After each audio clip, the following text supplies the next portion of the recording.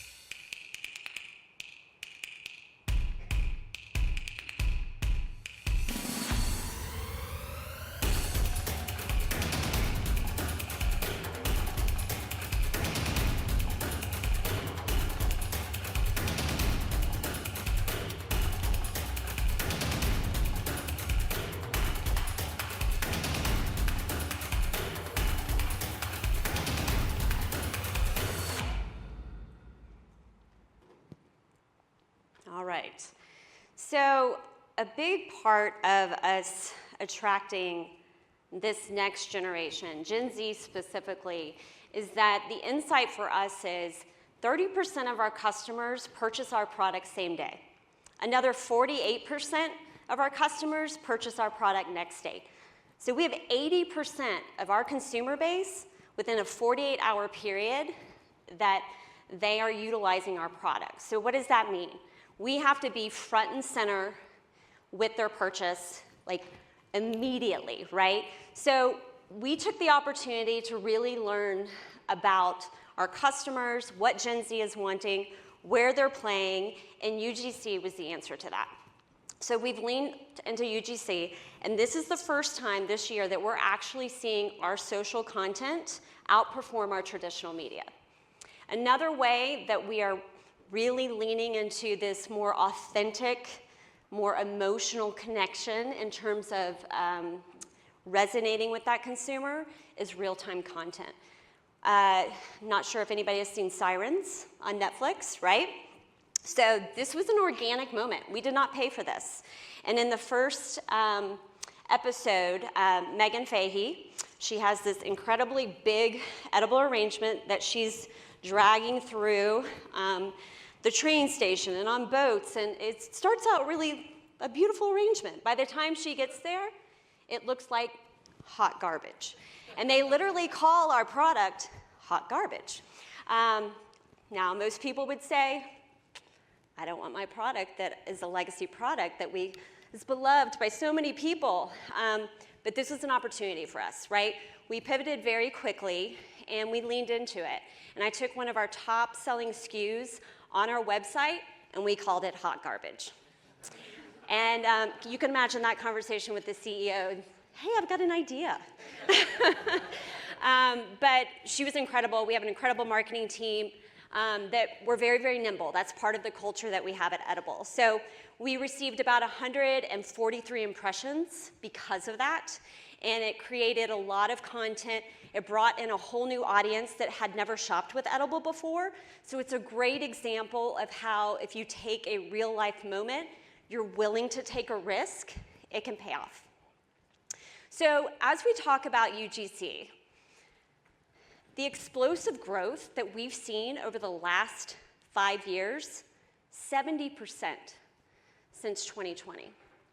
That's happening with everybody. That's not just edible. But what's driving that? It's two things. It's consumer trust and it's authenticity. So those are also two things that are critical for not just edible, but for really any brand that you're working with today, is they have to trust you, you have to be transparent, and you have to be authentic in your content that you're delivering. So knowing that, all of us know traditional media, right? You've got your upper funnel, your mid funnel, your lower funnel. It sparked a conversation with us. And traditional advertising was just not working. Wasn't working. And so we said, okay, what can we do? We know UGC is working for us. So what we're doing now is we're literally taking that content, we're working with influencers, and we're using it in our upper funnel. And what we're finding is that it's working. 29% more click-through rates and 35% more efficient in our cost per click by utilizing UGC and our upper funnel. Here's some examples of that. Love is in the air, and Valentine's Day is the perfect time to show up for the people who matter the most. This year, I teamed up with Edible Arrangements to surprise my mom and auntie with something special. Edible came through with their hand-delivered Valentine's Day collection, which came with a fresh rose, a bottle of champagne, and of course, their fire fruit arrangement to make their day extra special. So if you're still looking for a gift for that special someone, you have from now until the 12th to get 25% off Edible's Valentine's Day collection. Enjoy. What does a baby computer call his father? Dada. Like dada. No. I used to hate having facial hair. Then it grew on me. It grew on me. Like a must. No. You want to hear a joke about paper? Never mind. It's terrible. Terrible. No. She may not laugh at my dad jokes yet, but her and my fiance did team up with Edible Arrangements to treat me this Father's Day. I got the dad joke inspired line of their classic arrangements because I am actually hilarious. I had gifted my fiance an edible arrangement for her first Mother's Day, and she loved it so much, and I was jealous, so I'm pumped they decided to do the same for me. Edible offers free next day delivery on select gifts, so don't miss your chance to shop the Father's Day sale, starting June 9th. Okay, wait, but chocolate-covered fruit with tahini, who came up with this? I need to thank them. This collab between Edible Arrangement and tahini is honestly genius. It's sweet, fresh, and juicy. All the flavors of summer in one bite. And the best part is it's perfect for sharing, gifting, or just treating yourself when it's too hot to think about snacks. But honestly though, I might need to just order one for me. I even brought this to a pool party last weekend. It was gone within 5 minutes. People were obsessed. And just listen to this crunch. That's good. This has become a staple summer snack for me and my friends, so get it before it's gone. Trust me, your summer taste buds will thank you. So these were 3 examples. This is top performing UGC content that we've utilized for Mother's Day, Father's Day, and our tahini partnership. And what do they have in common? They're all very personal. They're all very authentic, right? And the great thing about it, our product is at the center of it, but it doesn't feel forced, right? It's a part of the experiences that they're having, their moments, their celebrations.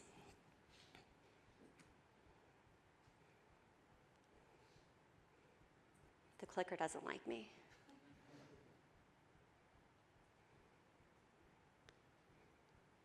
There we go. Okay, so content was one area of, okay, we have a strategy now. We know UGC is working for us. We know that, excuse me, we know that we're resonating with Gen Z, but we also have another problem. We're Edible Arrangements. People know us as arrangements and dipped chocolate. So the other challenge that we were up against is how do you educate not only our existing customer, candidly, but also this next generation of the portfolio and products that we have, and also create products that they want to interact with, they want to have as part of their everyday occasions or just because moments. So what we did was we took edible and we talked about edible arranges. We're a part of people's lives and moments. What do we arrange? We arrange joy. We arrange surprises. We arrange encouragement. And we also arrange celebration. So we took it and we're using it as a verb. And so what that has allowed us to do is to start having a conversation about all of these other products that we have that are helping to attract this next generation of Gen Z and millennials.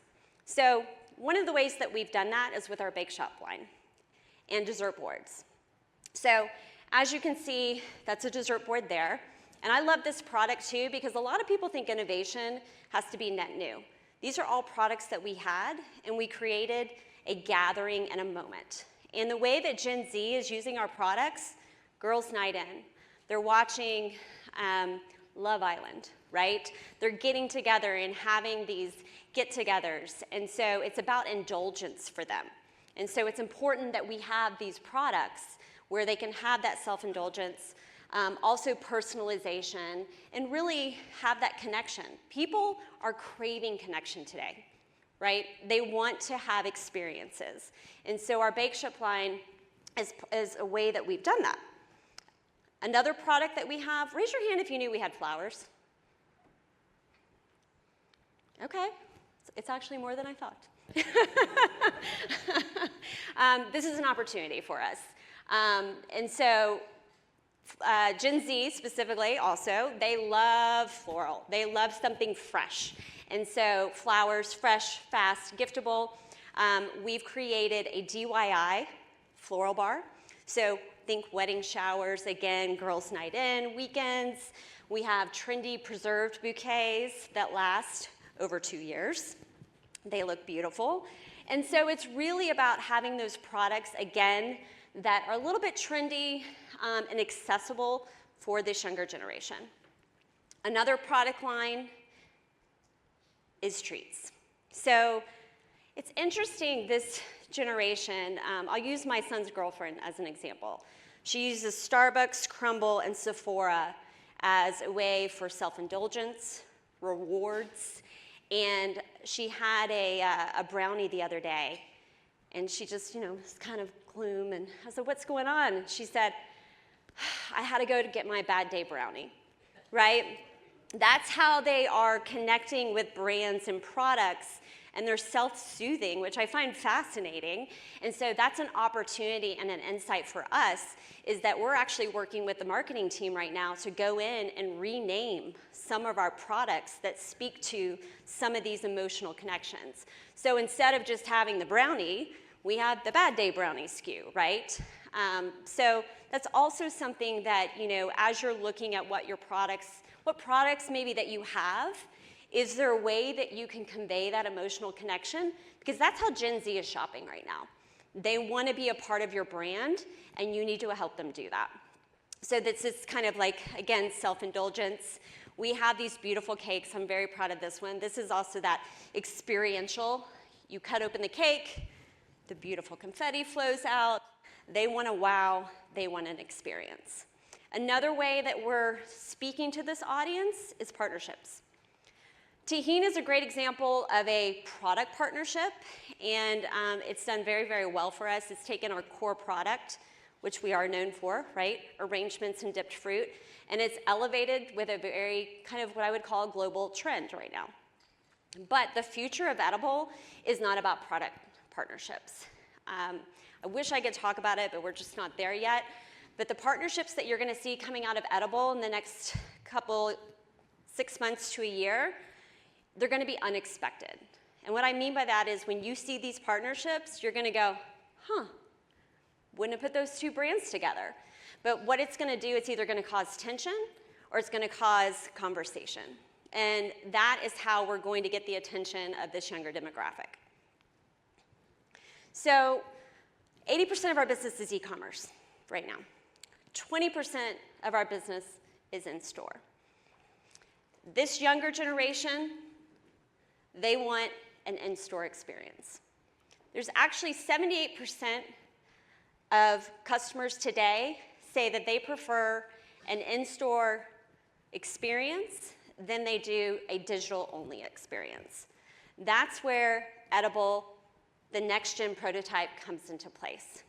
So we have 700 locations across the US. We have 30 in Canada. Y'all probably didn't know that either. And they're not set up in a way where it conveys gifting. And at the end of the day, what we're trying to do at Edible is we want to be the go-to destination for all your gifting needs. All moments, all occasions, every day. So the next gen is really about having that flagship store. We've also redone our packaging. So personalization and customization is huge with Gen Z and millennials. And so you can say, I love you. You can say just because. You can say thank you. We're giving the opportunity for them to really make it their own from a packaging perspective. But this next gen is really about the experience. So I want you to imagine, I don't know if y'all remember the Godiva stores that used to be in the malls, right? There's a little bit of theater to it where you would see the guy dipping strawberries into chocolate.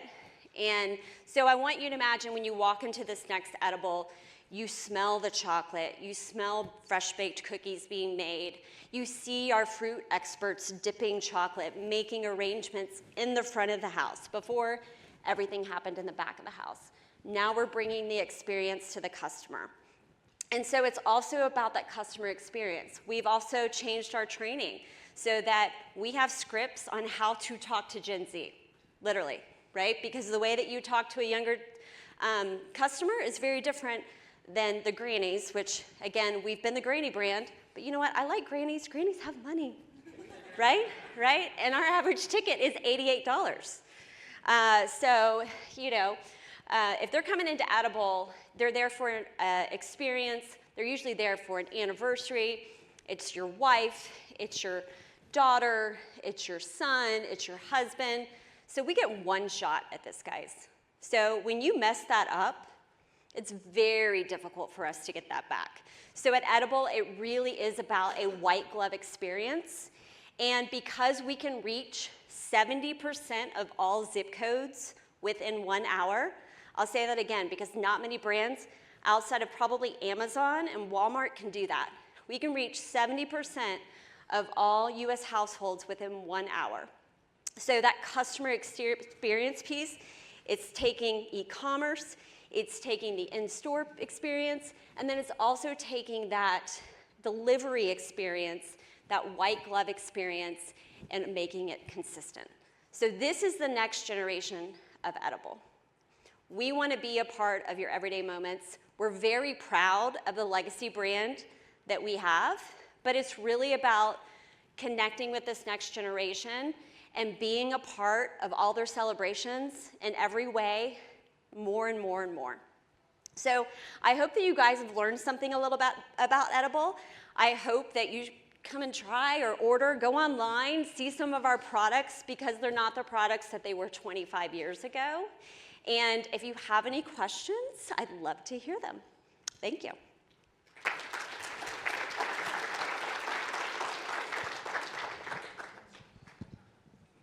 All right, what questions do we have?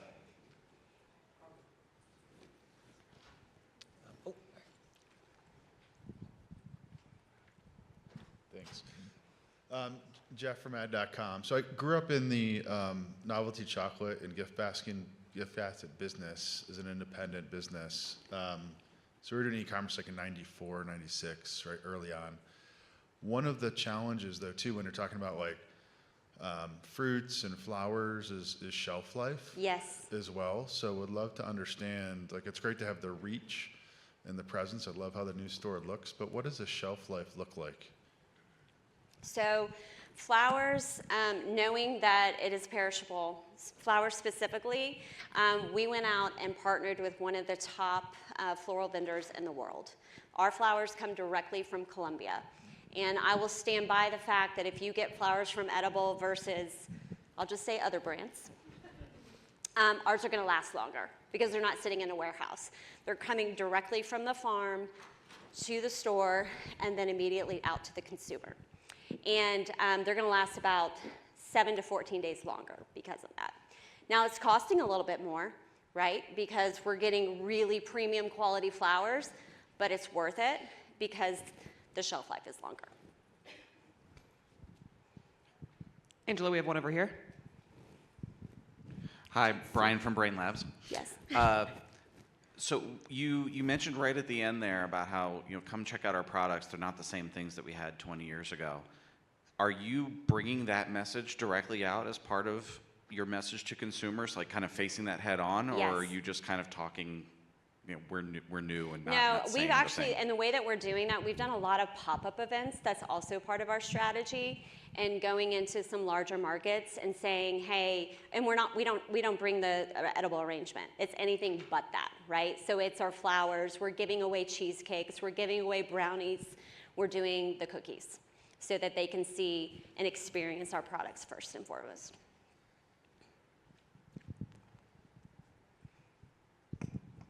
Hi there. Hi. I have sorry. My name's Ben from a company called Card. I was curious about what drove the Roti acquisition and kind of how you guys, I know that wasn't the focus of the presentation. No, but you can ask me about Roti or edibles. I love okay. that. Love that question. I'm curious kind of what drove that acquisition and how you guys think about or if there is kind of a blend of strategy across No, it's a the great brands. question. It's a great question. So from an edible brands kind of umbrella, edible at the core of, we're known for kind of a healthy product, right? And so everything that we do under the edible brands portfolio, it needs to live within that vein. So Roti is Mediterranean Grill. It is very clean products. A lot of it is gluten-free, high quality sauces. And so it fits and aligns with that kind of healthy lifestyle, but from a restaurant perspective. And we also want to diversify our portfolio. And then I'll go ahead and answer that because I'm sure people are asking as well. Edibles.com. Well, candidly, we own the IP. If you own edibles.com, then hey, you better make something of it, right? But again, we're leaning into that from a health and wellness perspective. We say health, not high, right? So that's how we got there. I have a question. Sorry. Are there samples? No. Did you bring samples? Damn it. Of anything? I knew it was coming. Of anything? Of anything? Okay. All right. I'll sit down. Someone take his mic. Somebody was going to ask. Angela, I do have to ask, can you give us an example of how you're differentiating the script for Gen Z versus a granny? And then we have Media Post's own resident Gen Z Mike in the back, so I'm going to ask him if that works for him. Oh, okay. Okay. So instead of, typically when you would come into one of our stores, we would say, what are you shopping? Who are you shopping for today? And with Gen Z, we want to say, tell me about you, right? One, they love to talk about themselves, first and foremost. What do you like to do on the weekends? We want to learn a little bit about them, and then we kind of want to take the conversation into what are you shopping for? Is it for yourself? A lot of times what we're also, it's for their friends, it's for a get-together. It's not that traditional birthday, anniversary that the older audience is shopping for. So we want to get to learn about a little bit about them, what they like, are they adventurous? So the script kind of leans into that. Mike, does that work for you? If not, let me know, we can change it. All right, any final questions? All right, thank you, Angela. All right, thanks everybody.